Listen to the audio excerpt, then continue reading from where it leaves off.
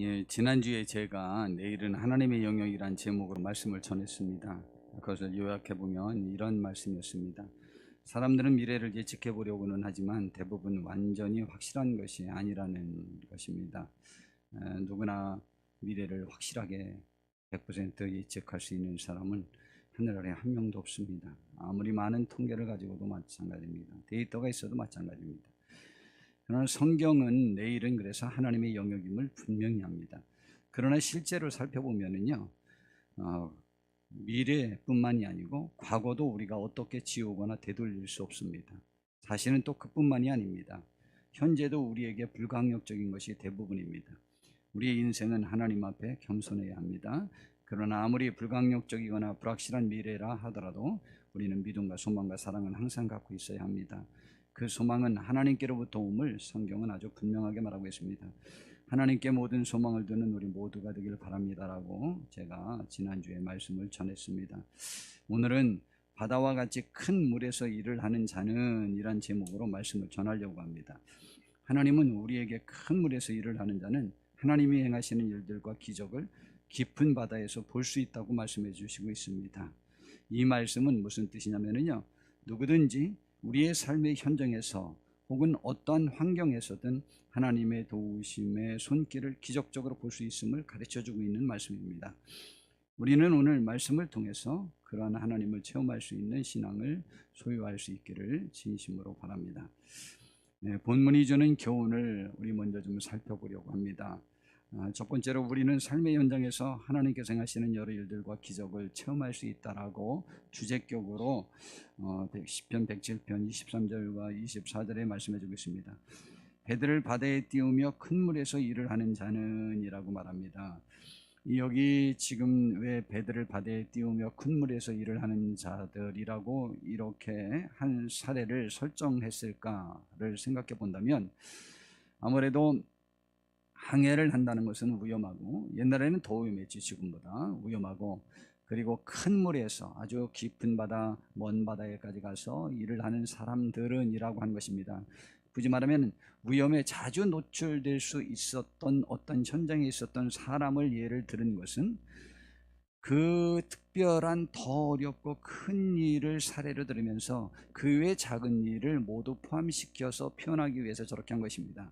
그래서 배들을 바다에 띄우며 큰 물에서 일을 하는 자는 여호와께서 행하신 일들과 그의 기이한 일들을 그 깊은 바다에서 본다는 거죠. 그 현장에서 본다는 것이죠. 하나님의 도우심, 하나님이 행하신 놀라운 일들을 그 삶의 현장에서, 위험한 현장에서, 생사의 그 고비가 언제든지 닥칠 수 있는 그 상황 속에서라도 하나님을 깊이 체험할 수 있다라는 것이죠. 이것은 우리의 삶의 모든 현장 속에서 우리가 하나님을 체험할 수 있다는 것을 말씀해 주고 있는 것입니다.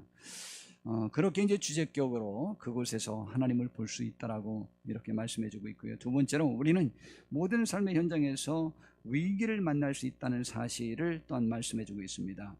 그래서 26절에 보니까 그들이 하늘로 솟구쳤다가 깊은 곳으로 내려가나니, 이제 풍랑이 일어나면 그런 일이 현상이 일어난다는 거죠.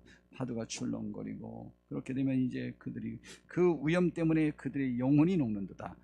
영혼이 녹는다라고 했을 때 영혼은 무엇을 말하느냐면 우리의 생각, 지각, 의지 혹은 논리, 이성, 합리, 모든 판단들로서 제어하지 못하는 불가항력적으로 나의 심령 속에서 일어나고 있는 불안함을 표현할 때 영혼이 녹는다, 영혼이 막혔다, 영혼이 불안하다 라는 표현이죠. 자, 그래서 지금 영혼을 쓴 거예요.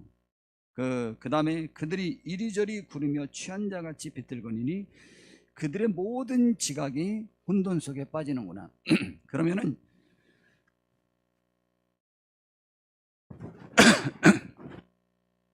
어떤 판단도 이제 불가능하게 되는 거죠. 여러분이 우리 교회도 마찬가지입니다. 지금 이제 우리 매번마다 무엇인가 결정을 했잖아요. 이제 이렇게 해봐.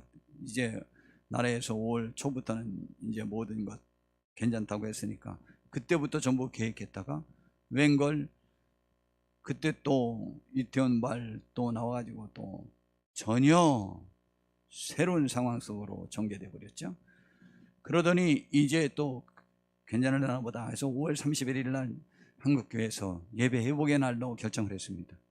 근데 웬걸 또 인천 개척교회 발 또 그 사태가 있는 바람에 또 물거품이 돼 버렸어요. 그래서 이제 어느 정도 진정이 되나 보다 해서 우리 교회에서는 7월부터 또 모든 것들을 또 다시 시작하려고 했더니 가장 위험한 상황이 지금 되어버렸어요. 우리 전혀 우리의 지각으로 어떤 상황을 판단할 수 없는 상황으로 막 되어져 가는 것이죠.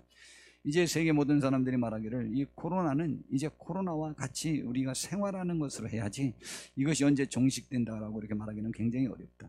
더더군다나 모든 전문가들이 무엇에 근거해서 그런지 모르지만 가을은 더 많이 확산될 것이다 라고 말하고 있습니다. 지금요 세계가 지금 이 코로나에 걸린 인원이 1000만 명이 넘고요, 그리고 이로 인해서 죽은 사람이 50만 명이 넘어요. 이거 지금 굉장히 심각한 상태가 되었습니다. 세계 경제가 거의 지금 아주 정상적으로 돌아가는 나라가 거의 없어요. 모두 다 일단 무역이 되어져야지 무엇이 될 수 있는데, 본인 나라가 좀 안전하다고 하더라도 역시 왕래할 수 없으니까 아무것도 못하는 상태가 되었어요. 우리 사람들 속에는 이렇게 지각의 혼돈 속에 빠져버리고 영혼이 녹아버리는 그런 상황이 전개될 수 있습니다. 우리의 개인적인 가정삶 속에서 나 혼자만의 문제로 인하여도 저렇게 될 수 있습니다. 그러면 그런 현장을 누구나 만날 수 있는데, 그때 세 번째 우리는 우리의 삶의 현장에서 위기와 고통을 만나면 하나님께 부르짖어 기도해야 된다는 것을 또한 이곳 본문은 가르쳐주고 있습니다. 28절에 보니까 이에 그들의 고통 때문에 여호와께 부르짖음에, 여러분 그때 부르짖어 기도하여야만 합니다. 그런데요 기도 잘 안 해요. 왜냐하면 우리가 살만하기 때문입니다. 지금 하나님이 우리에게 필요 없어요. 좋아하는 찬양도 다 변해요. 아까 고요한 나라로 뭐 하다로 혹은 뭐 주 안에 있는 나에게 그것이 우리의 찬양이 되지 않아요. 왜냐면은요 사실은 하나님이 간섭하지 않는 게 내 삶에 좋겠다는 생각을 너무 많이 갖고 있기 때문입니다. 이 시대가 하나님을 떠나는 시대가 되었어요. 하나님을 사랑하고 하나님께로 가까이 와야 되는데 반대 현상이 일어나고 있어요. 그러나 환난은 그것을 우리들에게 다시 제자리로 돌아오게 할 수 있는 계기가 될 수 있어요. 지금 이 선원들이 혹은 이 선주가 그런 생각을 갖고 하나님을 얼마나 잘 섬기고 있었는지는 모르지만 일단은 하나님을 그렇게 지금처럼 의지하지는 않았을 거예요. 그러는 위기가 오니까 그들이 그 고통 때문에 여호와께 부르짖으면 하나님께서 그 고통에서 그들을 인도하여 내시도록 되어 있습니다. 이것이 성경의 가르침이에요. 인도하여 내시고 광풍을 고요하게 하사 물결도 잔잔하게 하시는도다. 그들이 평온함으로 말미암아 기뻐하는 중에 여호와께서 그들이 바라는 항구로 인도하시는도다 라고 했어요. 이것을 전에 개역 성경에서는 소원의 항구, 소원의 포구 그렇게 번역을 했어요. 그것도 좀 시적이죠. 그런데 지금은 바라는 항구라고 말했습니다. 여러분 바라는 항구가 무엇이었을까요?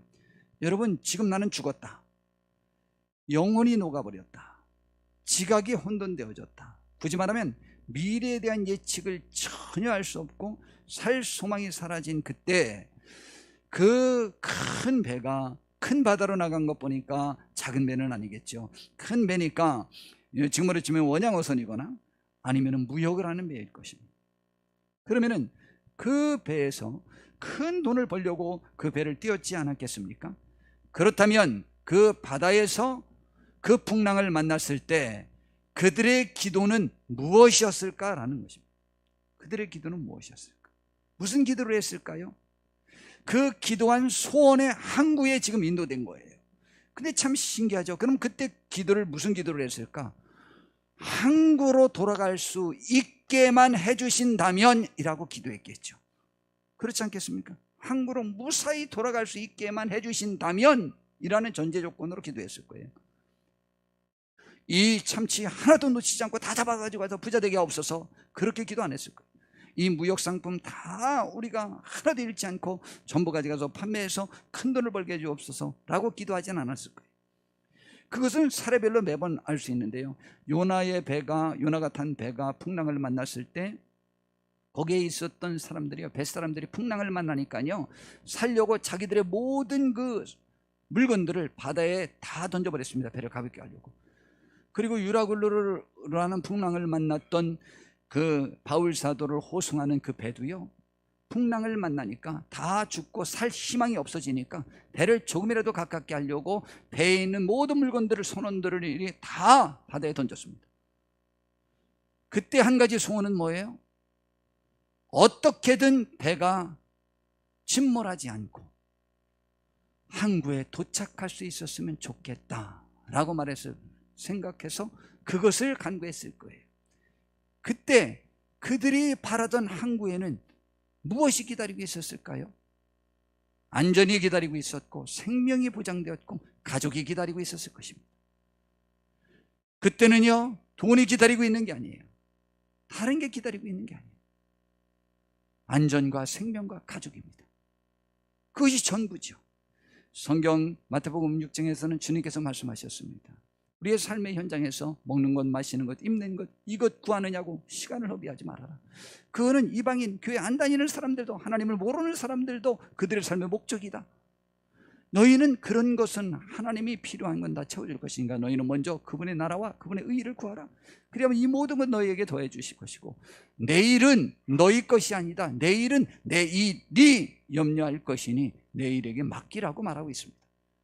내일의 주인은요, 주어가 내가 아니에요. 내일은 내 일이 염려할 것이라고 그랬어요. 내가 염려하는 것도 아니에요. 내 영역도 아니라는 것이죠. 그러므로 우리의 기도는 지금 어떤 기도에 많이 집중되어 있습니까? 우리는 저 풍랑을 만나기 전에도 우리들에게는 우리들의 생명 주심을, 우리들에게 안전 주심을, 우리들에게 가족 주심을 감사하는 기도가 우리들에게 있어야만 합니다. 그리고 우리들의 간구는 하나님의 뜻에 맞게 집중되어져야만 합니다.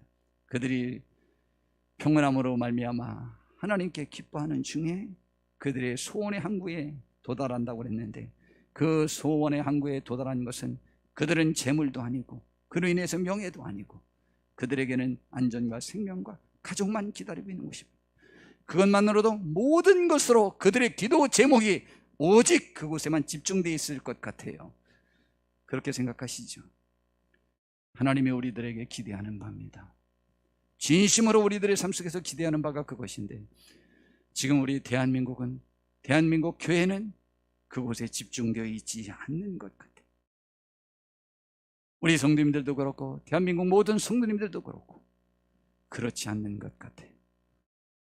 우리는 어떠한 상황이 되었든지 간에, 왕이 되었든지 간에, 세계 제일의 부자가 되었든지 간에, 나의 삶에 남이 간섭 안 해주면 내가 평안할 것 같은 삶이 내가 지금 누릴 수 있는 상황이 되었을 때라도 우리는 하나님의 뜻을 구하는데 앞장설 수 있는 귀한 분들이 되시기를 진심으로 바랍니다.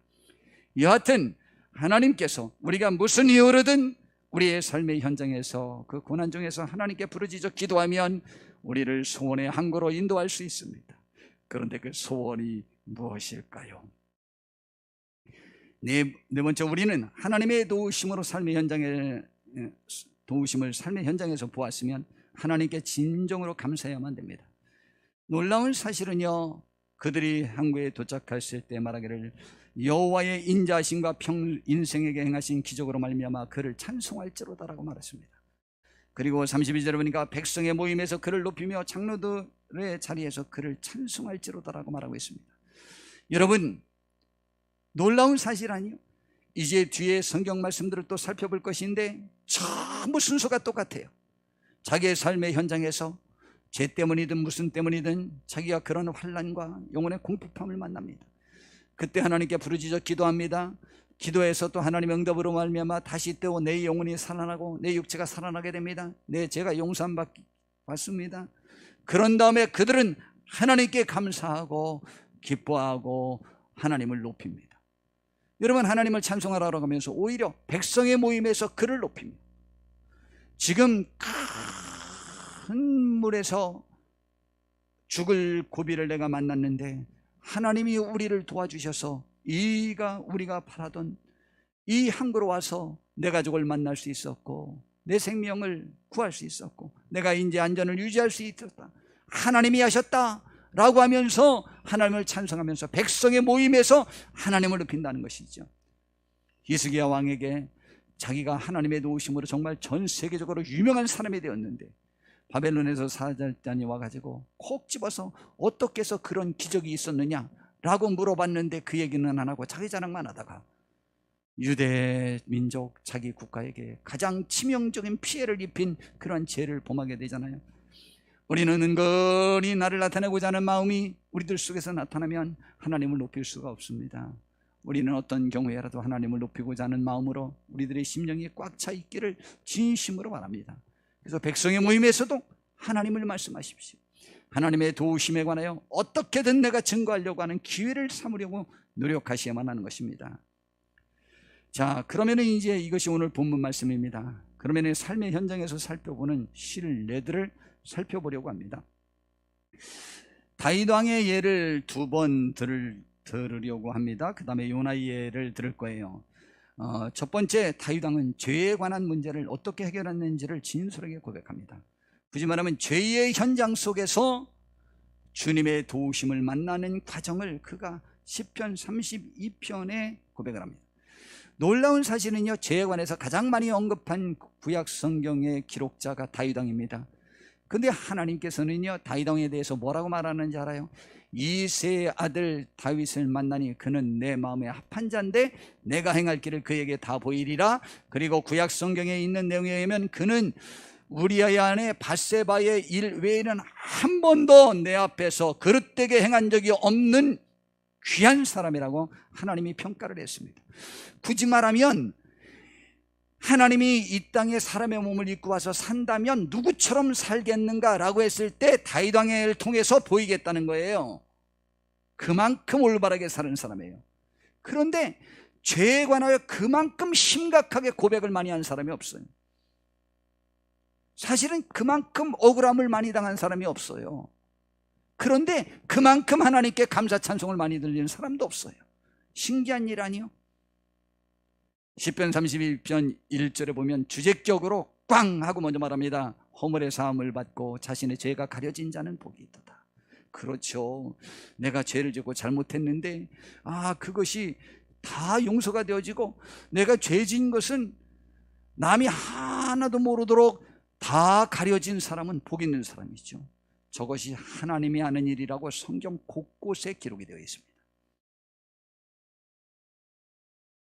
주제격으로 꽉 말합니다. 죄의 현장에 자기가 있게 됨을 말하는 거죠. 2절에 보니까 마음에 간사함이 없고 여호와께 정죄를 당하지 아니하는 자는 복이 있도다. 다윗 왕은 죄는 간혹 졌지만 간사함은 없었어요. 내가 입을 열지 아니할 때에 종일 신음함으로 내 뼈가 쇠하였도다. 그런데 다윗 왕이 여하튼 죄를 졌어요. 죄를 졌는데 그 죄에 대해서 하나님 앞에 토로하지 못할 때에 종일 신음함으로 그의 뼈가 녹아내리는 것 같았다는 거예요. 쇠하였다는 거예요. 신기하죠? 죄를 고백하지 않았더니 죽을 지경이 되었다. 내 뼈가 쇠하였도다.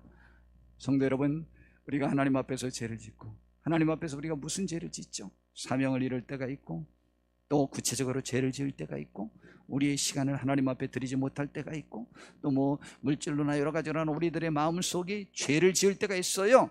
근데 그 죄를 하나님 앞에 토로하지 않고 부르짖지 않을 때 오히려 내가 하나님 앞에 가까이 나가지 않아서 편한 것이 아니고 여러분의 뼈가 쇠할 만큼 힘들진 않았습니까? 이건 누구에게나 있는 현상입니다. 그때 그가 말합니다. 주의 손이 주야로 나를 누르시오니 내 진액이 빠져서 여름 가뭄의 마름같이 되었나이다. 아주 진액이 다 빠져버렸단 말이에요. 나에게 가치 있는 것들이 이제 하나도 없는, 아무도 쓸모없는 그런 사람처럼 내가 변해버린다는 것이죠. 죄가 우리를 그렇게 침몰시키고 있는 것을 말씀해주고 있는 거예요. 그때 다윗이 드디어 이제 부르짖기 시작합니다. 5절부터 보니까 내가 이르기를 내 허물을 여호와께 자복하리라 하고 주께 내 죄를 아리고 내 죄악을 숨기지 아니하였더니 주께서 내 죄악을 사하셨나이다. 이제 숨기지 않고 나의 아픔과 나의 죄와 나의 슬픔을 솔직하게 고백했더니 하나님께서 내 죄악을 용서해 주셔서 아까 뼈가 쇠하는 것 같은 아픔, 진액이 마르는 것 같은 그런 데서 벗어날 수 있는 생수의 강이 넘치는 축복으로 다시 인도해 주신다는 것입니다. 그리고 세 번째, 환난을 주를 만날 기회로 삼는다고 말했습니다. 우리는 지금 이 6절 말씀대로 이러한 기회에 하나님을 만날 기회로 삼을 수 있으니까 죄 짓는 것을 하나님 만나고 싶어서 죄 져서는 안 됩니다. 그러나 다윗 왕은요, 놀랍게 죄 져서 그런 상황이 된 것을 하나님을 만날 기회로 삼았습니다. 더 깊이 하나님을 만날 기회라고 생각했습니다. 굳이 말하면 제가 오늘 말씀드리고자 하는 것은 죄의 현장 속에서도 하나님은 우리와 함께 하십니다. 그곳에서 하나님의 크신 이적을, 크신 은혜를 체험할 수 있다는 것을 말씀드리고자 하는 거예요. 이로 말미암아 모든 경건한 자는, 하나님의 사람들은 주를 만날 기회를 얻어서 주께 기도할지라. 그전엔 잘 기도 안 하잖아요. 그런데 이렇게 죽을 지경이 되면, 누가 뭐라고 그러는 건 아니지만 내 죄에 내 스스로가 지금 무너지는 것이죠. 그때 주를 만날 기회를 얻어서 오히려 기도하게 된다는 것이죠. 결국에는 그래서 진실로 홍수가 범람할지라도 그에게는 미치지 못할 것이다. 홍수처럼 무지막한 것들이 그를 밀어쳐서 그의 이 영혼을 짓누르고 그의 뼈를 짓누르고 그의 진액을 짓누린다고 할지라도 그것이 그를 완전히 넘어뜨리지 못하게 한다는 것이죠. 다윗 왕은요, 기가 막힌 사람이에요. 하나님의 뜻을 너무 잘 알아요. 시편 51편에도 말하기를 하나님, 내가 이렇게 간음했고 살인했습니다. 이 잘못된 데에서 저 죄를 용서해 주신다면 내가 후에 사람들을 가르칠 수 있을 것입니다 라고 말했습니다. 굳이 말하면 내가 사례가 되어서 많은 사람들이 죽을 죄를 졌을 때 하나님 앞에 나올 용기를 가질 수 있는데 보탬이 되지 않겠습니까? 그러니 저를 용서해 주세요 라고 말했습니다. 하나님도 충분히 그렇게 알고 그렇게 하신 것입니다. 우리도 그러한 하나님에 대한 올바른 인식과 생각이 있기를 진심으로 바랍니다.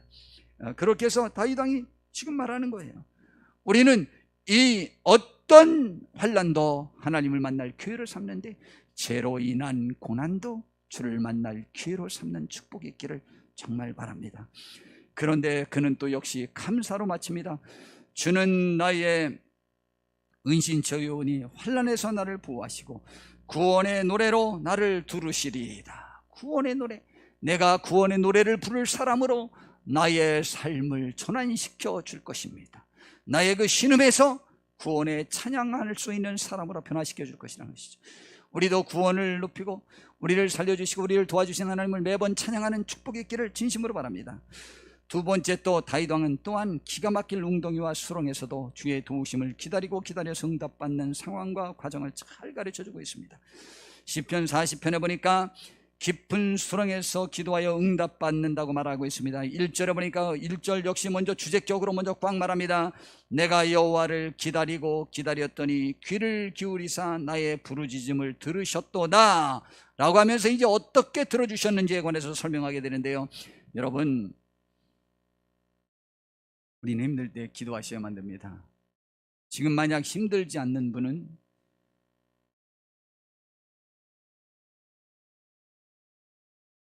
회개하셔야 됩니다. 굳이 말하면 오늘도 주의 은혜가 나에게 필요합니다. 주의 은혜가 없으면 나는 주의 사역을 감당할 수 없고 세상을 이길 수 없습니다. 나에게 오늘 하루를 이길 수 있고 승리할 수 있는 주님의 일용할 양식을 나에게 주시옵소서라고 구할 필요를 느끼지 않는다면 지금 우리의 영혼이 지금 문제가 있다고 생각하는 것이 옳습니다. 우리 신앙인은 주님을 만날 때까지 우리의 심령이 가난해야만 합니다. 하나님의 은혜가 필요한 것으로 항상 내 영혼이 궁핍되어 있는 것처럼 헐떡거리면서 어린아이가 엄마의 젖을 구하기 위해서 헐떡거리듯이 우리는 항상 주님의 은혜를 그렇게 사모하여 기도하고 부르짖는 사람이 되어야만 합니다. 그러나 그게 잘 안 돼요. 저도 잘 안 되고 잘 안 되지만 노력하고 힘쓰셔야 되고 주님의 은혜를 사모해야 되는데, 어쨌거나 우리가 힘들었을 때 우리는 주님께 부르짖어 기도해야 되는데, 기다리고 기다렸더니 주님께서 귀를 기울이셔서 부르짖음을 들으셨다라고 했으니, 기다렸다고 하는 것은 기도했다는 얘기입니다. 부르짖었다는 얘기입니다. 여러분, 제가 전에도 말씀드린 것 같은데 인디언들은요, 비가 안 오면 기우제를 드린답니다. 그런데 정말 신기한데 인디언 추장이 기우제를 드리면 100% 비가 온답니다.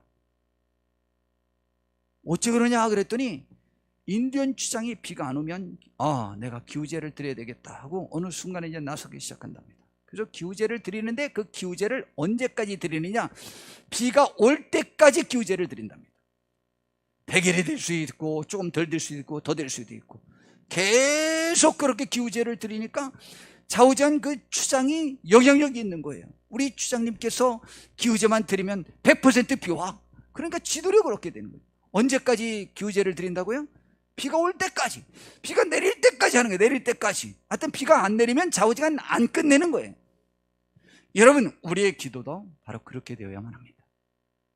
좌우지간 하나님의 응답을 기다리고 기다리고 기다리고 기다리고 또 기다리고 또 기다리면 그 부르짖음에 응답하시고, 하나님께 도움을 구하고 구하고 또 구하고 또 구하면 언제나 우리는 새 힘을 얻을 수 있습니다. 우리는 그 원리를 꼭 이해하셔야만 됩니다. 그래서 내가 기가 막힐 웅덩이와 수렁에서 끌어올리시고 내 발을 어디에 놓여? 반석 위에. 수렁은 푹 빠지는 곳입니다. 반석은 그의 반대입니다. 전혀 안 빠지는 곳입니다. 우리를 반석 위에 두사 내 걸음을 견고하게 해주시겠다고 약속하셨습니다. 그 다음에 그러한 하나님을 그는 또 바로 감사를 합니다. 구원의 감사인데 3절에 보니까 새 노래로 곧 우리 하나님께 올릴 찬송을 내 입에 두셨으니 많은 사람이 보고 두려워하여 여호와를 의지하리로다. 많은 사람이 두려워한다는 것이죠. 하나님이 저 다윗이 연약했는데 하나님께 부르짖어 기도했더니 그 깊은 그 수렁에서 그 넘어질 만한 그곳에서 그를 반석 위에 세우셔서 그를 높이 세웠구나. 저를 그 다윗을 괴롭히면 안 되겠구나. 하나님은 반드시 하나님을 찾는 사람을 도와주시는구나. 다윗에게는 하나님이 함께하는구나 라고 하면서 다윗을 두려워하고 하나님을 두려워하고 결과적으로 하나님을 나도 의지해야 되겠다 라고 생각하게 된다는 것이죠. 우리는 만민 앞에서, 사람들 앞에서 하나님을 높일 기회를 가지려고 애를 쓰는 귀한 분들 되기를 정말 바랍니다. 우리 성도님들 많이 염려하시잖아요. 여러분이 코로나에 걸리는 것이 염려스럽습니까? 여러분 때문에 교회와 여러분과 관계된 사람들에게 피해를 입힐까 두렵잖아요. 그것도 아름다운 사랑의 마음이죠. 그런데 그 두려움이 더하여 오히려 하나님 앞에 마땅히 해야 될 것을 가로막아서는 안 됩니다. 저렇게 노래를 했습니다. 그 다음에 세 번째 보니까 구원의 감사로 자신을 하나님께 드리고자 하는 실천적인 감사를 합니다. 여러분, 이제 하나님께 말로만 찬양하는 것이 아니에요. 그게 무엇이냐? 주께서 내 귀를 통하여 내게 들려주시기를 제사와 예물을 기뻐하지 아니하시며 번제와 속죄제를 요구하시지 아니하신다 하신지라. 아니, 예배와 번제와 제사와 헌금 이런 것들을 왜 하나님이 안 받으셔요? 정말 받으셔요. 그런데 더 바라는 게 있다고 그랬죠. 시편 51편에는 통회하는 마음이라고 그랬죠. 내 심령을 아파하는 내 마음을 하나님 앞에 드리는 것이라고 그랬죠. 그런데 실제로 보니까 그때 내가 말하기를 내가 왔나이다. 나를 가리켜 기록한 것이 두루마리 책에 있나이다. 나의 하나님이여, 내가 주의 뜻을 행하기를 즐기오니 주의 법이 내 심중에 있나이다. 이것은 예수님도 인용한 말씀입니다. 주여, 내가 왔나이다. 나는 주님이 기록한 성경 말씀을 이루려고 왔나이다. 그것이 주께 드리는 거예요. 하나님께 진정한 감사는 나의 삶을 드리는 거예요. 나의 전체를 드리는 거예요. 나의 마음을 드리는 거예요. 나의 방향을 드리는 거예요. 이후의 삶을 드리는 거예요. 하나님이 제일 바라는 감사는 이것인 것이죠. 이 감사를 원하는 거예요. 그 다음에 네 번째로 본인을 하나님께 온전히 드릴 수 있도록 구원해 주신 하나님께 재차 감사합니다. 여러분, 내가 많은 회중 가운데서 의의 기쁜 소식을 전하였나이다. 하나님이 날 구원해 주신 그 소식을 전하는 거죠. 여호와여, 내가 내 입술을 닫지 아니할 줄을 주께서 하시나이다. 내가 주의 공의를 내 심중에 숨기지 아니하고 주의 성실과 구원을 선포하였으며 내가 주의 인자와 진리를 많은 회중 가운데서 감추지 아니하였다고 말합니다. 여러분, 다윗이 이렇게 감사했죠. 다윗은 무엇 때문에 이런 어려움이 있었죠? 다 하나님이 그랬나요? 다 사탄이 그랬나요? 하나님이 그랬든 사탄이 그랬든 모든 것은요, 그의 주변 사람들로 인하여 어려움이 있었던 거예요. 그런데 그는 감사했어요. 그의 삶의 여건을 감사했고 그와 관계된 것들을 감사했어요. 여러분, 진정한 감사는요, 무엇이 감사냐? 내 주변에 있는 사람들에게 영향력을 미칠 수 있는 감사를 하는 거예요. 여러분, 아내가 자기의 인생을 저주해봐요. 내 인생이 이런 꼬라지, 이런 집안 꼬라지에서 이런 새끼들하고 이런 뭐하고 이게 뭐예요? 결국은 그건 누구에 대한 불평이에요? 남편에 대한 불평이에요. 여러분, 내 삶을 감사하고 찬양하는 것은요, 내 남편에 대한 감사요, 찬양이요. 자식 앞에서 내가 감사하고 찬양하는 것은요, 자식에 대한 감사요, 찬양이요. 다른 말로 바꾸면 하나님께 영광 돌리고 하나님께 감사하고 하나님을 높이고 하나님을 찬양한다는 것은 내 주변 사람들과 여건에 관하여 불평하지 않고 그 현 상황과 대상을 하나님 앞에 진심으로 감사하는 거예요. 내 본심으로 감사하는 거예요. 이게 하나님의 사람의 특질이에요. 만약 내 주변과 내 상황과 내 여건을 지금 감사하지 못한 사람은 하나님의 은혜나 하나님에 대한 심령이 그의 심령 속에서 지금 고갈되었기 때문이에요. 무엇이로든 이것은 다른 말로 핑계할 수 있는 것이 아니에요. 감사는 현재 보이는 일에 대한 감사예요. 나와 관계된 것들에 대한 감사예요. 이건 하나님의 은혜 받은 사람에게 주어진 축복이요, 하늘의 영광을 누리고 하나님의 소망을 준 사람들에게 축복이요, 하나님과 교통하는 사람들의 축복이에요. 우리들의 입술에 감사가 있어야 돼. 감사가. 그 감사. 마침 이렇게 준비한 건 아닌데 다음 주가 맥주 감사 주일이거든요. 저희 교회가 잘은 모르지만 우리 한국 교회에서 제일이라고 하면 그렇고 상위 10% 안에 들을 만큼 감사헌금을 하지 않는 교회예요.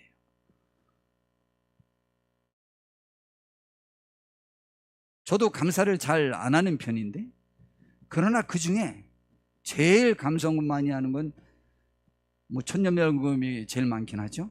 그 다음으로 다른 사건들로는 결혼 감사헌금이 전 제일 많아요. 다른 것보다 2배 이상 많이 해요. 어떤 것은 30만 원, 어떤 것은 그러지만 그거는 훨씬 많이 해요. 실제로 감사해요. 제가 여자에 관해서 설교할 때 말하려고 하는데 저 채이고 난 다음에 정말 얼마나 방황했는지 몰라요. 저 돈 하나도 없었어요. 제 아내와 결혼 전에 2번인가 3번 만났는데, 그 전에 다 알고 있었지만 일단 직접 관계에 대해서 만난 건 2번인가 3번 만났는데, 버스비 2번 제 아내가 다 냈고, 한 번 국수 먹고 한 번 뭐 먹는데 그것도 제 아내가만 샀어요. 저는 진짜 하나도 없었어요.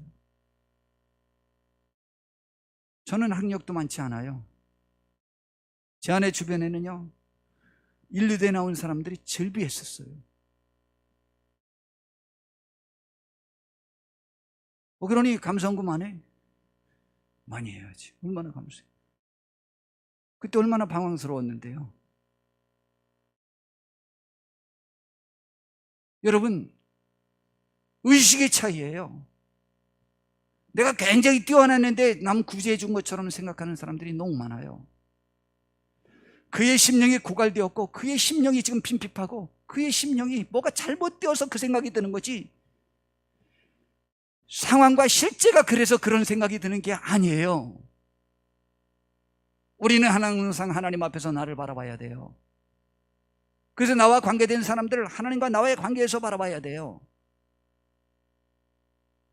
하나님은 죄인 중에 괴수 같은 우리를 그의 아들을 대신 죽일 만큼 가치를 인정했어요.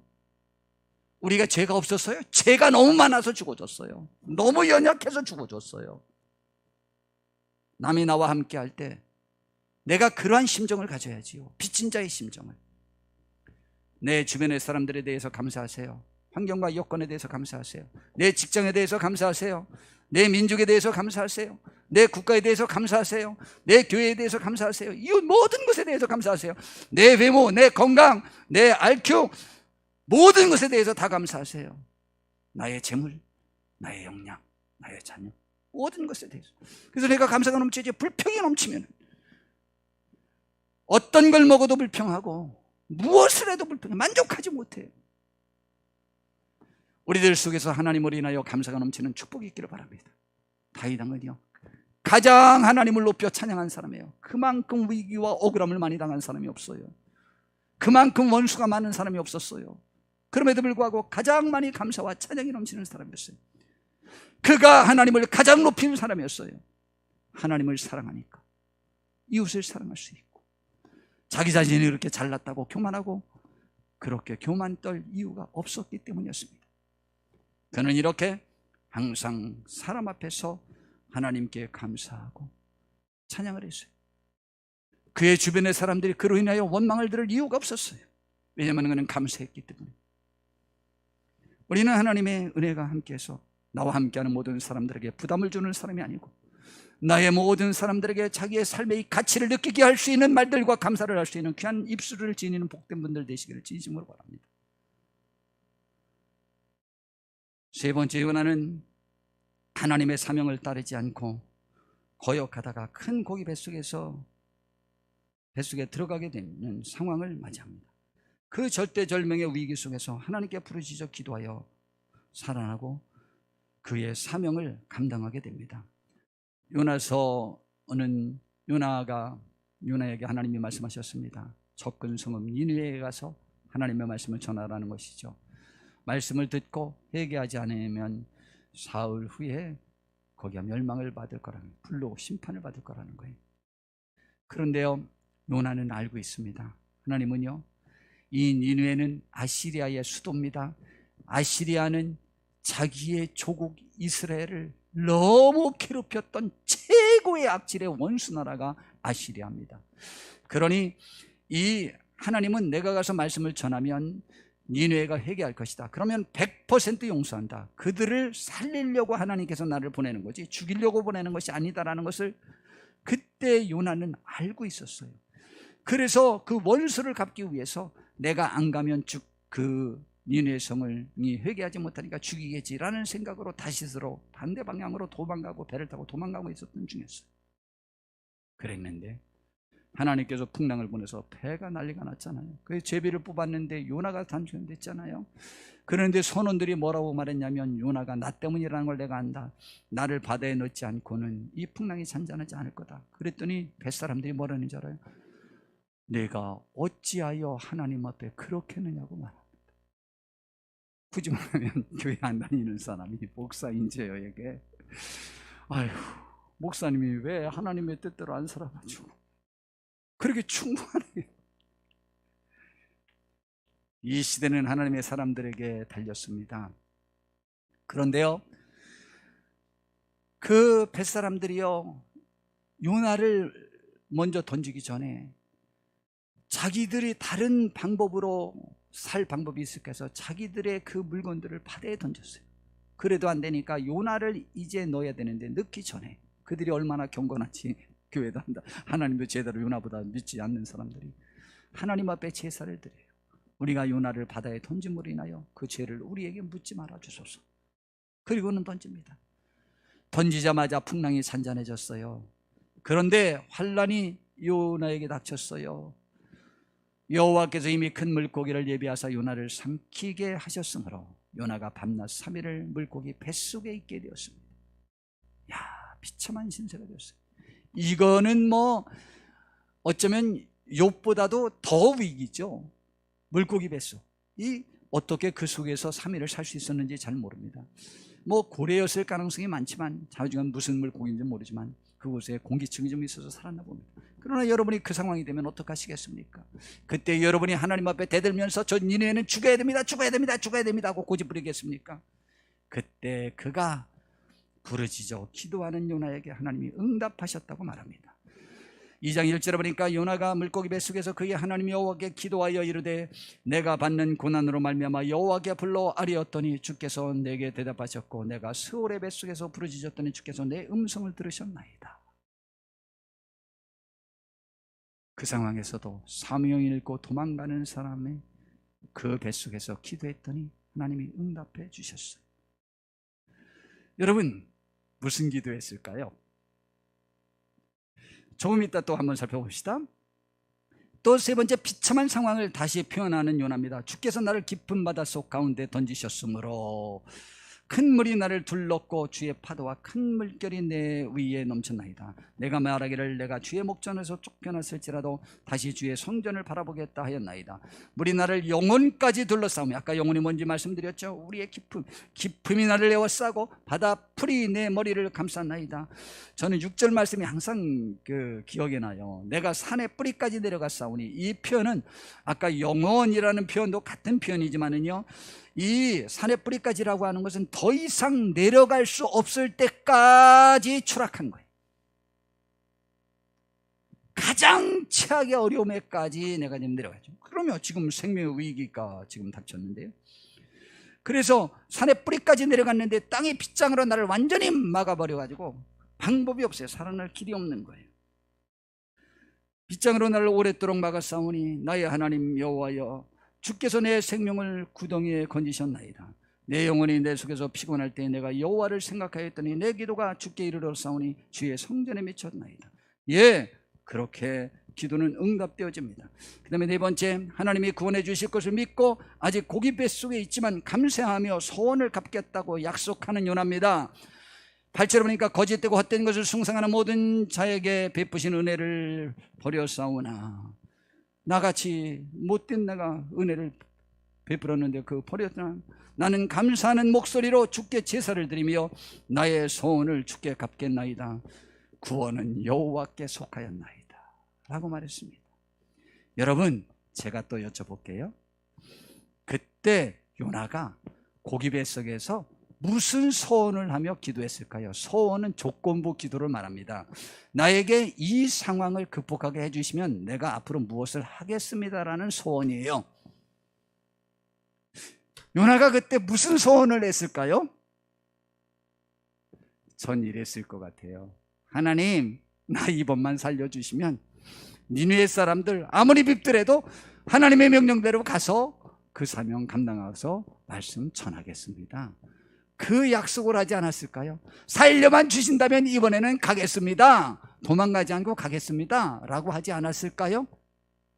여러분도 지금 우리 성도님들도 설교 들으면서 생각해 보니까 그 기도했을 것 같으죠? 그거 지금 도망가다가 지금 고기 뱃속에 들어갔으니까 하나님을 설득할 수 있는 방법은 그거밖에 더 있겠어요?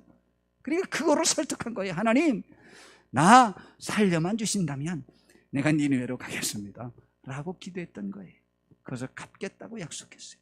그리고 구원의 하나님을 찬양하고 감사하겠다는 거예요. 내가 주께 감사하겠다는 거예요. 여러분, 또다시 말씀드립니다.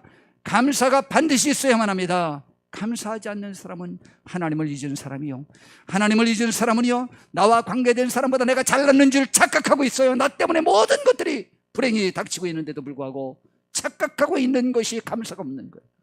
그러니 불행하죠. 다 남 때문이니 얼마나 불행합니까? 그러나 나 때문이면 불행이 아니고 감사하죠. 나 같은 것과 같이 해주니까 너무 감사한 거죠. 감사는 하나님을 섬기는 사람의 특질입니다. 감사는 내 주변 사람들에 대한 감사입니다. 하나님을 잊은 사람은 나와 관계된 여건과 환경에 관하여 감사할 수 없습니다. 고기 뱃속에서 감사합니다. 재중에서 감사합니다. 항해하다가 풍랑을 만났을 때도 감사합니다. 드디어 구원받습니다. 10절에 보니까 여호와께서 그 물고기에게 말씀하시매 요나를 육지에 통합니다. 이제 우리에게 주시는 의의 말씀들을 전하면서 말씀을 마무리할 겁니다. 이 PPT는 안 만들었지만 시편 33편 16절 17절에 보니까 많은 군대로 구원 얻을 왕이 없으며 용사가 힘이 세어도 스스로 구원하지 못하는도다. 구원하는 데 군마는 헛되며 군대가 많다 하여도 능히 구원하지 못하는도다. 여러분, 구원은 하나님께로부터 온다는 얘기입니다. 우리의 능력이나 우리의 힘으로 인하여 오는 것이 아님을 믿으시고 연약하다고 하나님 앞에 부르짖어 기도하는 저와 우리 모두가 되었으면 좋겠습니다. 시편 46편 1절에서 3절에 보니까 하나님은 우리의 피난처시여 힘이시니 환난 중에 만날 큰 도움이 되신다고 그랬어요.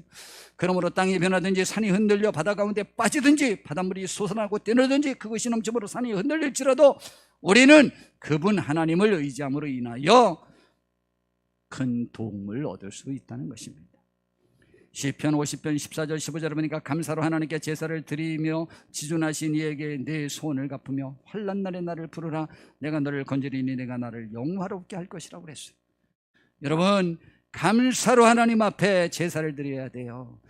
감사로 예배를 드리고 감사로 감사하는 마음으로 헌금하고 그런 내용이 아니고 삶 전체를 감사하는 삶을 사는으로 하나님 앞에 나를 드리는 제사를 드리라는 거예요.